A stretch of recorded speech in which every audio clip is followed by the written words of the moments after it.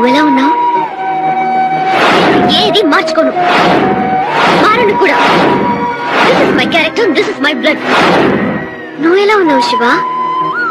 నీలా అబద్ధం చెప్పడం నాకు తెలియదు శృతి. నువ్వెలాగైతే నేను అర్థం చేసుకోలేని భర్తతో కాపురం చేస్తున్నావో, నేను కూడా అలాగే నన్ను అర్థం చేసుకోలేని భార్యతో కాపురం చేస్తున్నాను. ఇష్టం లేని జీవితాల కోసం నువ్వు నేను సర్దుకుపోతూ బతుకుతున్నాం. కానీ ఇదే గనక నువ్వు ఆ రోజు కొంచెం తొందరపాటు లేకుండా మన కోసం, మన ప్రేమ కోసం ఆలోచించుంటే మన ఇద్దరం కలిసి సుఖంగా సంతోషంగా ఉండేవాళ్ళం కదా. ఆ రోజు నీ ప్రేమను అర్థం చేసుకోకుండా కాదనుకుని వచ్చారు. ఈ రోజు ప్రేమ విధించిన శిక్షని నేను ఈ రకంగా అనుభవించాను.